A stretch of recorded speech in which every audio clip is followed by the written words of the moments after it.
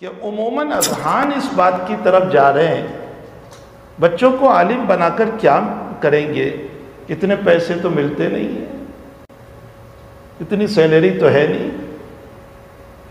اولاً تو یہ سوال ان بچوں پر کرنے کے بجائے مساجد کے جو ذمہ دار بنے ہیں یا مدارس کے جو ذمہ دار بنے ہیں ان سے کہا جائے۔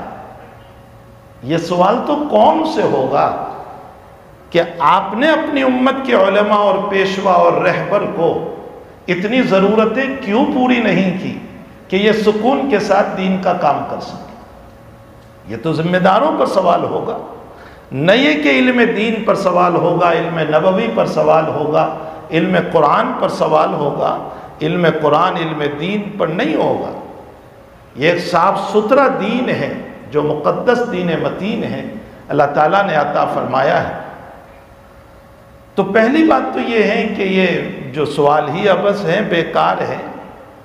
دوسری بات، میں اپنے ان بچوں سے اور علماء سے اور اولیاء سے کہتا ہوں کہ حصول دنیا کے خاطر اپنی اولادوں کو قرآنی اور حدیثی علوم سے محروم نہ کریں۔ اگرچہ دنیا میں اس کی بنیاد پر مال و متاع ہمیں نظر نہیں آتا، 100% نظر نہیں آتا، لیکن اصل اس کا فائدہ وہ لامحدود جو زندگی ہے، جو قبر سے شروع ہو کر پھر ایک لامحدود زندگی ہے، اس زندگی میں یہ ہمارا سہارا ہے، یہ ہماری آنکھوں کے تارے ہیں، یہ صدقہ جاریہ ہے، یہ ہماری قبروں کی ظلمت کو، تاریکیوں کو دور کرنے والے ہیں، یہ ہماری آخرت کو سجانے والے ہیں۔ تو یہ بینیفٹ جو ہے وہ لامحدود بینیفٹ ہمارے سامنے ہے، اسی کو مد نظر رکھنا چاہیے۔ پھر جو بات کروی تھی اسے میں آگے ذکر کروں۔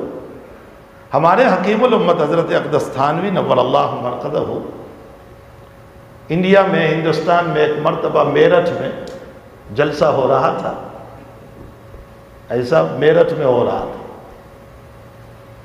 حضرت سے کسی نے فرمایا کہ حضرت، لوگ یہ کہتے ہیں کہ یہ مولوی لوگ 2 گھنٹے 3 گھنٹے پر آتے ہیں اور اس پر سیلری لیتے ہیں 1000 1200 1500، یہ سیلری دی جاتی ہے ان کو، اس میں یہ لوگ کیا کرتے ہیں؟ حضرت اقدس تھانوی رحمۃ اللہ علیہ نے اپنے بیان میں ایک بات ارشاد فرمائی۔ حضرت نے فرمایا چھوڑ دو سیلری دینا ان لوگوں کو، منع کر دو کہ ہمارے بچوں کو نہ پڑھاؤ، چھوڑ دو۔ حضرت نے وہاں ہندوستان کے اعتبار سے مثال دی کہ یہ روٹی اور دال بیچ کر کے زندگی گزار لیں گے۔ میں یہاں کے اعتبار سے کہتا ہوں کہ DHL اور ایمیزون میں جا کر کے زندگی گزار لیں گے۔ بہت سارے لوگ جا بھی رہے ہیں، یہ زندگی گزار لیں گے اپنی، ان کو اتنی سیلری مل جائے گی کہ یہ اپنی زندگی گزار لیں گے۔ لیکن حضرت تھانوی رحمۃ اللہ علیہ نے اگلا جملہ جو فرمایا وہ کانپ جانے والا ہے۔ فرمایا 10 سال نہیں گزریں گے کہ تمہاری اولاد مرتد ہو جائے گی۔ حضرت نے تو 10 سال فرمائے ہیں، اس وقت کے موجودہ حالات کو مد نظر رکھتے ہوئے کہتا ہوں 2 سال نہیں گزریں گے کہ ہمارے بچوں میں ارتداد اور ردت آ جائے گی۔ ویسے بھی اس وقت ہمارے بچے ذہنی طور پر ارتداد کی طرف تو جا ہی رہے ہیں۔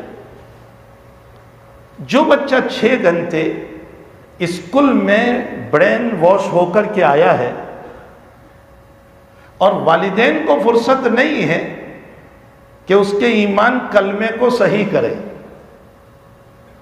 وہاں 2 گھنٹے کی شام کی ایوننگ کی محنت یا 3 گھنٹے کی شام کی ایوننگ کی محنت میں یہ علماء بیچارے کسی طرح جو 6 گھنٹے برین واش ہوا ہے اس کو صاف کر کے لا الہ الا اللہ کو مضبوط بناتے ہیں۔